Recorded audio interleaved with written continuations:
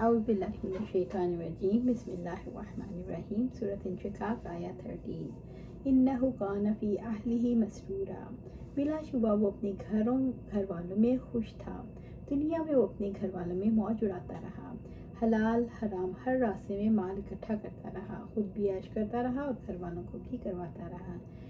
اس کے دل میں موت کے بعد کی زندگی کے لیے کبھی خیال نہ آیا۔ اسی لیے رب العزت نے فرمایا، اے لوگوں جو ایمان لائے ہو، اپنے آپ کو اور اپنے گھر والوں کو آگ سے بچاؤ جس کا ایندھن آدمی اور پتھر ہیں، جس پر تند مزاج سخت گیر فرشتے مقرر ہیں جو اللہ تعالیٰ کی نافرمانی نہیں کرتے اور انہیں جو حکم دیا جاتا ہے وہی کرتے ہیں۔ سورۃ انشقاق آیہ 14 انہ ظن ان لن یحور، اور اس نے سمجھا تھا وہ ہرگز واپس نہیں لوٹے گا۔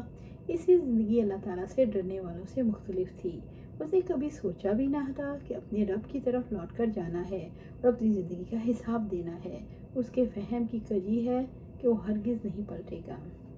سورۃ انشقاق آیہ 15 بلا ان ربہ کان بہ بصیرا، کیوں نہیں بے شک اس کا رب اسے خوب دیکھنے والا تھا، یعنی اس کا رب اس وقت سے اسے دیکھ رہا تھا جب اس کی روح آئی، جب ماں کے پیٹ میں اس کا بدن بن رہا تھا، پھر پیدا ہونے کے بعد وہ کیا کام کرتا رہا۔ رب اس کی موت کے وقت بھی اسے دیکھ رہا تھا، پھر اس کے بدن کے اجزاء کہاں کہاں بکھر کے سب باتیں اس کی نظر میں تھیں، اور یہ اس کے عدل کے خلاف تھا کہ وہ جیسے اعمال کر رہا تھا اسے کوئی مواخذہ نہ کرنا۔ اللہ تعالیٰ نے فرمایا، کیوں نہیں، یہ ضرور اپنے رب کی طرف لوٹے گا، کیونکہ اس کے رب نے اس کے سارے اعمال دیکھ رکھے ہیں، لہٰذا حساب کتاب ہوگا۔ سورۃ انشقاق آیہ 16 فلا اقسم بالشفق، پس میں قسم کھاتا ہوں شفق کی۔ اللہ رب العزت نے اس مقام پر رات کی نشانیوں کی قسم کھائی۔ شفق سورج کی باقی ماندہ روشنی ہے جس سے رات کا افتتاح ہوتا ہے۔ شفق وہ سرخی ہے جو طلوع آفتاب یا غروب آفتاب کے پہلے یا بعد میں مغربی یا مشرقی کنارے پر ظاہر ہوتی ہے۔ عبداللہ بن عمر رضی اللہ تعالیٰ عنہ بیان کرتے ہیں کہ آپ صلی اللہ علیہ وسلم نے فرمایا، مغرب کا وقت اس وقت شروع ہوتا ہے جب سورج غروب ہو جائے اور اس وقت تک رہتا ہے جب تک شفق غائب نہ ہو جائے۔ سورۃ انشقاق آیہ 17 واللیل وما وسق، اور رات کی اور اس چیز کی قسم جو وہ جمع کرتی ہے، یعنی رات کی قسم، اور جو تارے اور حیوانات وغیرہ اندھیرے میں اکٹھے کر لیتی ہے۔ رات میں چیز اپنے ٹھکانے پر پہنچ جاتی ہے، ہر چیز پر اندھیرا چھا جاتا ہے، ہر چیز اپنے مسکن کی طرف سمٹتی ہے، رات اپنے اندھیرے میں چیزوں کو سمیٹ لیتی ہے۔ سورۃ انشقاق آیہ 18 والقمر اذا اتسق، اور چاند کی جب وہ پورا ہو جاتا ہے، یعنی چاند کی جب اس میں پوری روشنی آ جائے، یعنی بدر کی قسم جبکہ وہ خوبصورت ترین اور نفع بخش ہوتا ہے۔ اس سے مراد مکمل چاند ہے جو 13ویں رات سے 16ویں تک رہتا ہے۔ سورۃ انشقاق آیہ 19 لَتَرْكَبُنَّ، تم لازماً پہنچ جاؤ گے، طبقاً عن طبق، تم ایسی حالت کے بعد دوسری حالت میں، یعنی ایک منزل کے بعد دوسری منزل کی طرف بڑھتے چلے جا رہے ہو۔ انسان پہلے نطفہ تھا ماں کے پیٹ میں، 7 حالتیں بدلتی ہیں، پھر بچپن سے جوانی، جوانی سے بڑھاپا، بڑھاپے سے موت، اور ایسی منزلیں ہیں جنہیں طے کرنے میں انسان بالکل بے بس اور مجبور ہے۔ اس میں سے کوئی منزل حذف کرنا چاہے تو وہ قطعاً ایسا نہیں کر سکتا۔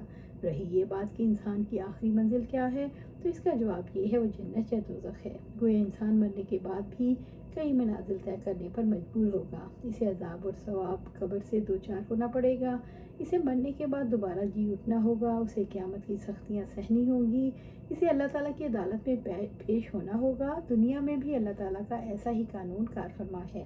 بندے پر گزرنے والے یہ مختلف مراحل دلالت کرتے ہیں اللہ تعالیٰ اکیلا ہی معبود ہے، وہ اکیلا ہی اپنی حکمت اور رحمت سے اپنے بندوں کی تدبیر کرتا ہے، نیز یہ کہ بندہ محتاج اور عاجز اور غالب اور مہربان کے دستے تدبیر کے تحت ہے۔ ابن عباس رضی اللہ تعالیٰ عنہ فرماتے ہیں، لَتَرْكَبُنَّ طَبَقًا عَن طَبَقٍ، یعنی تم کو ضرور ایک حالت کے بعد دوسری حالت پر پہنچنا ہے۔ بیان کیا کہ یہاں مراد نبی صلی اللہ علیہ وسلم ہیں، آپ کو کامیابی رفتہ رفتہ حاصل ہوگی۔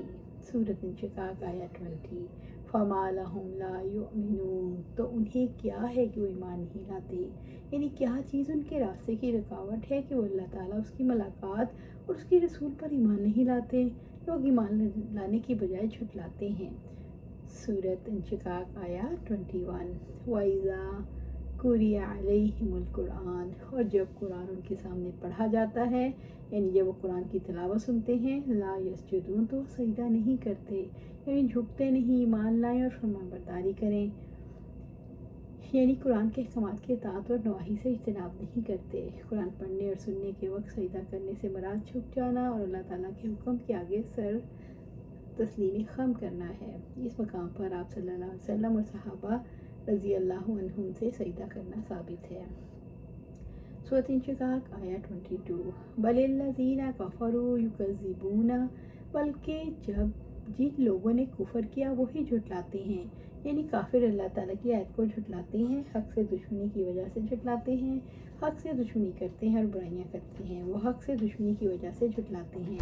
سورۃ انشقاق آیت 23۔ واللہ اعلم بما یوعون، اور اللہ تعالیٰ زیادہ جاننے والا ہے جو کچھ وہ جمع کر رہے ہیں۔ اللہ تعالیٰ کو ان کے دلوں کا حال خوب معلوم ہے، جو کچھ وہ چھپاتے ہیں، ان کے پوشیدہ اور ظاہر کو خوب جانتا ہے، ان کے اعمال کے مطابق انہیں جزا دے گا۔ یعون وہی کا معنی کسی چیز کو تھیلی میں رکھ کر اوپر سے اس کا منہ بند کر دینا، اس لحاظ سے وہی کا معنی بخل کرنا بھی ہو سکتا ہے، حفاظت کرنا بھی اور چھپا کر رکھنا بھی، اور کسی چیز کا یاد رکھنا بھی۔ یہاں یہ لفظ تیسرے معنی میں استعمال ہوا ہے، یعنی کافر لوگ بغض اور عناد اور کینہ اسلام اور مسلمانوں کے خلاف اپنے دلوں میں چھپائے ہوئے ہیں، اللہ تعالیٰ اسے خوب جانتا ہے۔ وہ دلوں میں تکذیب جمع کرتے ہیں، چھپ کر کیے ہوئے اعمال جمع کرتے ہیں۔ سورۃ انشقاق آیت 24۔ فبشرہم، چنانچہ آپ انہیں دردناک عذاب کی خوشخبری دے دیں۔ بشارت کو بشارت اس لیے کہا گیا کہ مسرت اور غم کے اعتبار سے جلد پر اثر انداز ہوتی ہے۔ یہ ہے کہ اکثر لوگوں کا حال قرآن کی تکذیب اور اس پر عدم ایمان کے اعتبار سے۔ رب العزت نے اپنے نبی صلی اللہ علیہ وسلم سے کہا آپ صلی اللہ علیہ وسلم انہیں جتلا دیجیے کہ ان کے لیے دردناک عذاب تیار ہے۔ فبشرہم بعذاب علیم، کہ ان کے لیے بہت دردناک عذاب تیار ہے۔